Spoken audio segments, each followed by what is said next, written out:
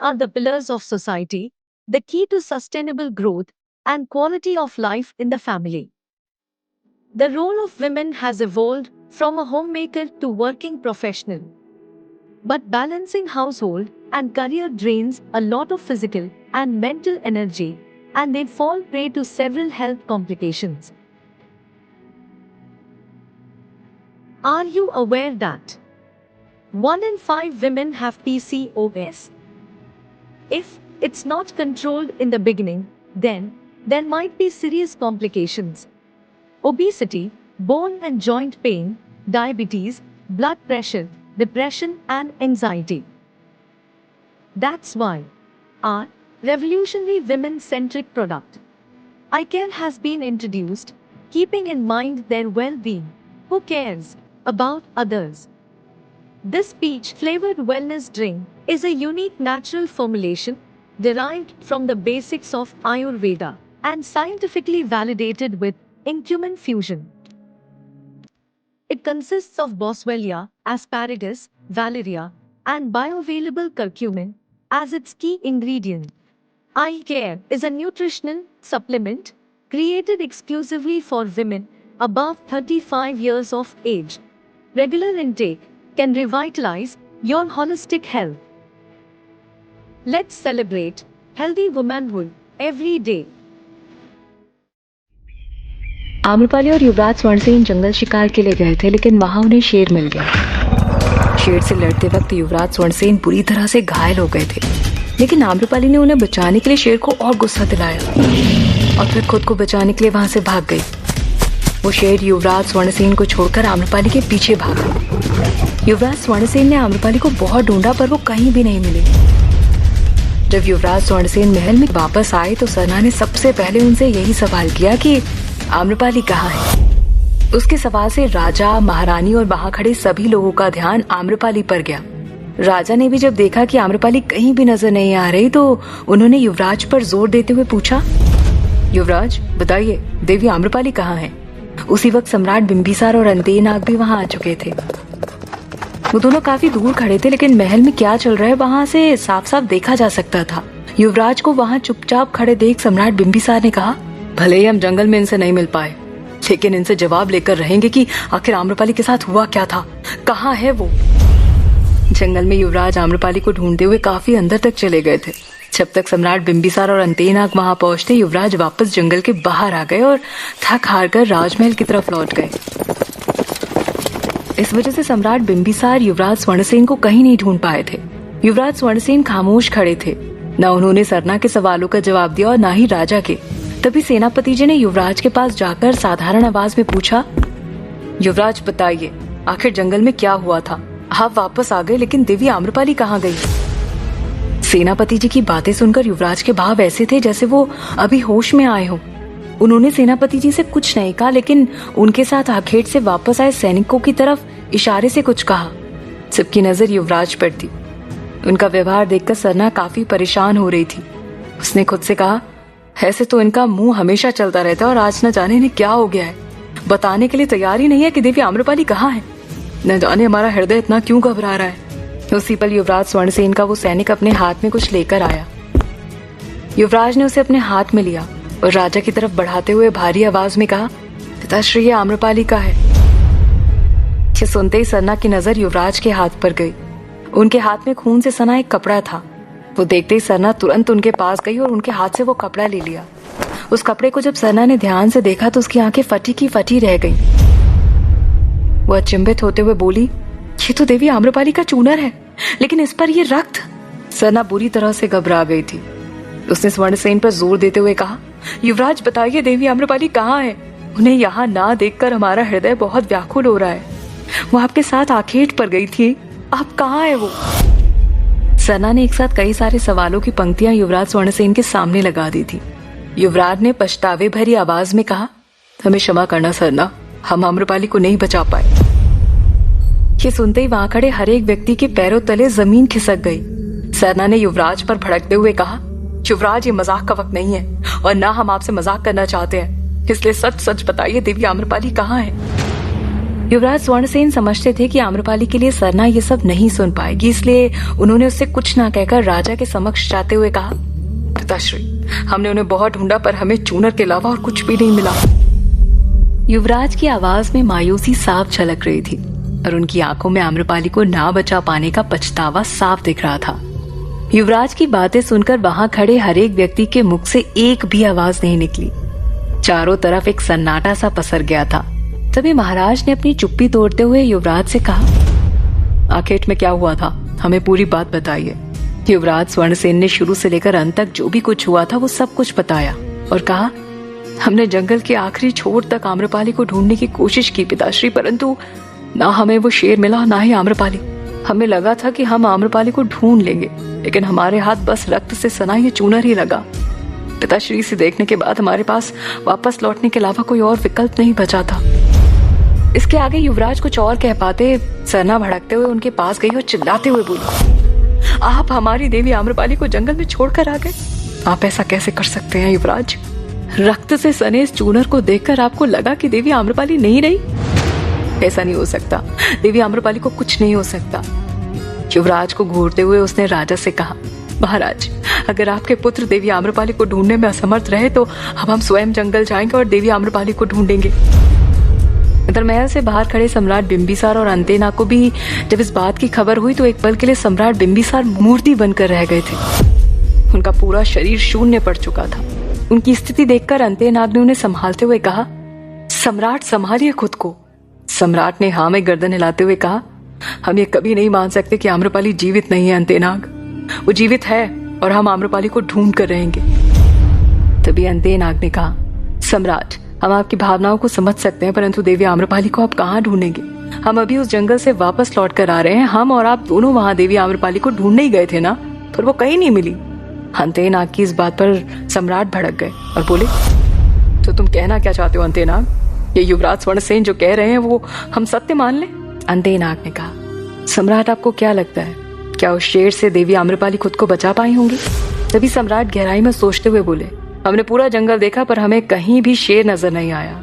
हमें तो युवराज पर संदेह हो रहा है और अब हम जब तक इनसे बात नहीं कर लेते हम चैन से नहीं बैठ पाएंगे। अंतेनाग, राजमहल में एक तरफ जहां आम्रपाली के बारे में एक खबर सुनकर सभी सन्न थे, वहीं महारानी बहुत खुश थी। महारानी युवराज के कक्ष में थी और उनकी चोट पर औषधि का लेप लगा रही थी। वो युवराज स्वर्णसेन से कहती हैं, हमने कहा था आम्रपाली से दूर रहो और देखो आज क्या स्थिति होगी तुम्हारी। वो तो भला हो हमारे भगवान का कि शेर से तुम बच गए, अन्यथा न जाने आज क्या होता। युवराज अभी भी सदमे में थे। उनका पूरा ध्यान आम्रपाली पर ही था। वो चाहकर भी जंगल के उन दृश्यों को नहीं भूल पा रहे थे। उन्होंने कुछ याद करते हुए कहा, माँ, आज अगर हम आपके सामने उपस्थित हैं तो उसकी वजह सिर्फ आम्रपाली है। उन्होंने हमें बचाने के लिए उस शेर को अपनी तरफ आकर्षित किया और हमसे दूर ले गई। आज अगर हम जीवित हैं तो सिर्फ आम्रपाली की वजह से।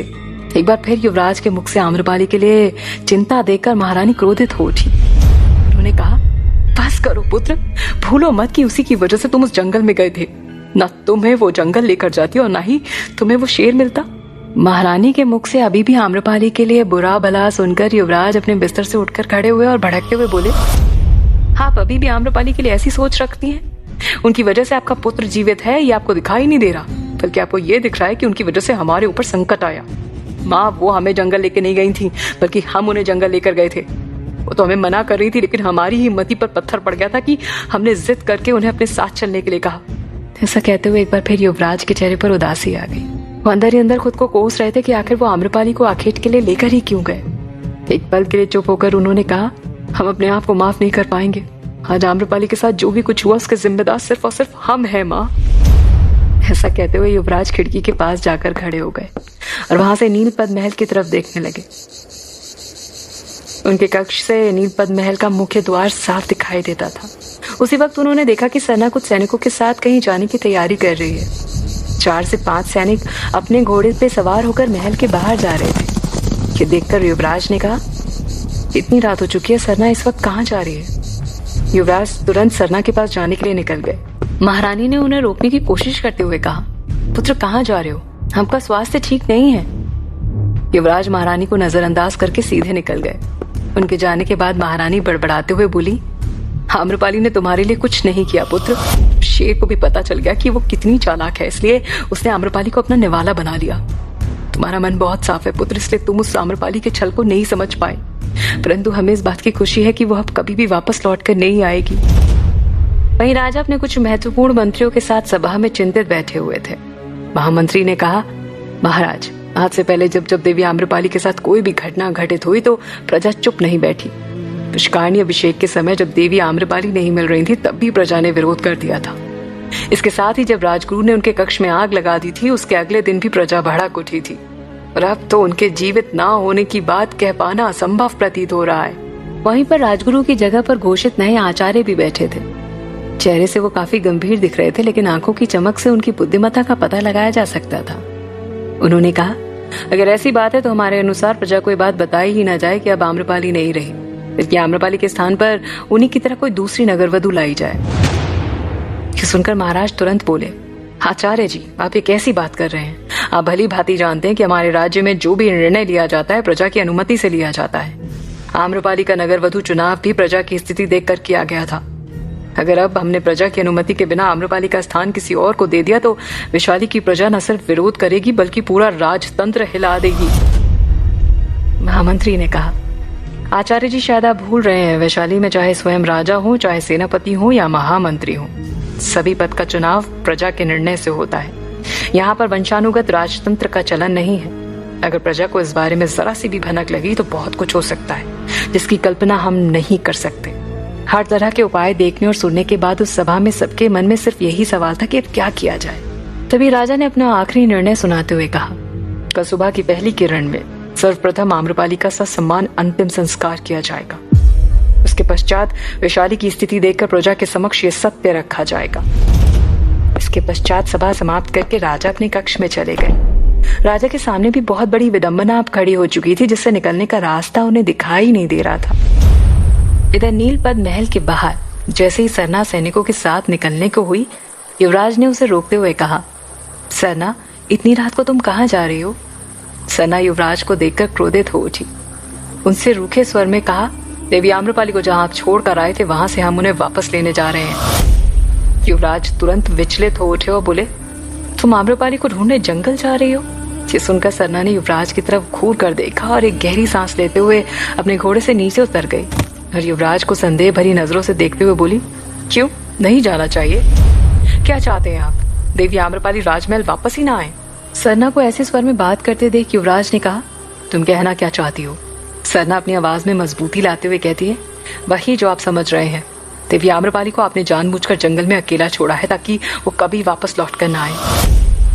ये सुनते ही युवराज स्वर्णसेन के चेहरे के रंग उड़ गए। उन्होंने तुरंत कहा, तुम्हारा मतलब है कि हमने जानबूझकर आम्रपाली को जंगल में छोड़ा है और यहाँ जो भी कुछ कहा वो सब असत्य है? सरना ने युवराज से अपनी नजरें फेरी और रूखेपन में कहा, तो आप ही बताइए युवराज, जिस जंगल में आज तक कभी कोई भालू भी नहीं दिखा वहां अचानक शेर कहाँ से आ गया? जितने भी सैनिक आपके साथ जंगल में गए थे किसी ने भी उस शेर को नहीं देखा, फिर आप कैसे कह सकते हैं कि वहां शेर आया था? हमें पता चल चुका है कि ये सब आपका षड्यंत्र था, लेकिन हम भी संकल्प लेते हैं कि देवी आम्रपाली को ढूंढकर वापस लेकर आएंगे। सरना एक के बाद एक युवराज स्वर्णसेन पर आरोप लगाए जा रही थी और युवराज स्वर्णसेन इस तरह से खड़े थे जैसे उनके पास कहने के लिए शब्द ही ना बचे हों। सरना ने आगे कहा, एक बार देवी आम्रपाली मिल जाए उसके पश्चात आपका ये घिनौना सच हम पूरी वैशाली के सामने लाएंगे। पता नहीं वो किस हाल में होंगी, न जाने आपने देवी आम्रपाली के साथ क्या किया होगा। जैसे ही सरना ने ये कहा, युवराज ने तुरंत कहा, सरना, तुम्हें जो कहना है कह लो, परंतु ऐसा मत सोचना कि हमने आम्रपाली के साथ कुछ गलत किया है। वो हमारी मित्र थी, हम उनके लिए ऐसा कभी सोच भी नहीं सकते। तुम्हें जंगल जाना है तो जाओ, हम भी चाहते हैं कि आम्रपाली वापस आ जाए। और जब वो वापस आएंगे तब सारा सत्य तुम्हारे सामने होगा और वैशाली के भी। युवराज की बात सुनकर सरना ने कोई जवाब नहीं दिया। शिवराज के लिए उनकी आंखों में क्रोध साफ झलक रहा था। सरना एक पल भी वहां नहीं रुकी और वो युवराज को नजरअंदाज करके निकल गई। युवराज भी अंदर ही अंदर काफी टूट चुके थे। उन्होंने कभी नहीं सोचा था कि सरना उनके लिए ऐसा सोचेगी। युवराज बेसुध से चुपचाप राजमहल की तरफ लौट गए। वो चुपचाप चले जा रहे थे। उनके दिमाग में सिर्फ आम्रपाली के ख्याल चल रहे थे। उन्हें आसपास क्या हो रहा है उसकी खबर तक नहीं थी। रात काफी हो चुकी थी, इसलिए वहां कोई भी नजर नहीं आ रहा था सिवाय कुछ सैनिकों के। वो धीरे धीरे महल की तरफ चले जा रहे थे, लेकिन जैसे ही वो एक अंधेरी सी गली के पास पहुंचे वहां एक भी सैनिक नजर नहीं आ रहा था। कुछ दूर चलने के बाद अचानक एक जगह पर किसी ने उनके मुख पर हाथ रखा और तेजी से एक तरफ खींच लिया। ये सब कुछ इतना तेजी से हुआ कि युवराज संभल ही नहीं पाए। वो अपने आप को छुड़ाने की नामुमकिन कोशिश करते रहे, लेकिन उस अंधेरे में ना उन्हें वो व्यक्ति नजर आ रहा था और ना ही वो उससे खुद को छुड़ा पा रहे थे। क्या वाकई में आम्रपाली शेर का शिकार हो गई थी? क्या सरना और सम्राट बिंबिसार आम्रपाली को ढूंढ पाएंगे? आखिर युवराज को किसने पकड़ा था? जानने के लिए सुनते रहिए।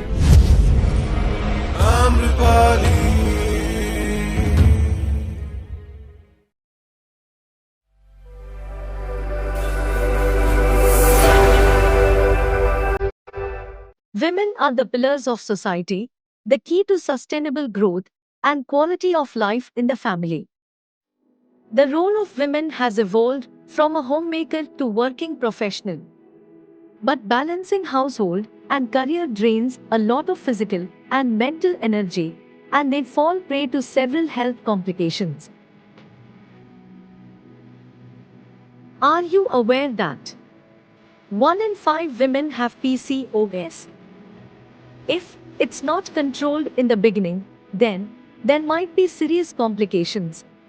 Obesity, bone and joint pain, diabetes, blood pressure, depression, and anxiety.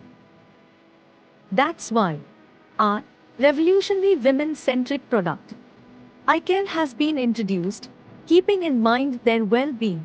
Who cares about others? This peach flavored wellness drink is a unique natural formulation derived from the basics of Ayurveda and scientifically validated with Incumin fusion. It consists of Boswellia, asparagus, valeria, and bioavailable curcumin as its key ingredient.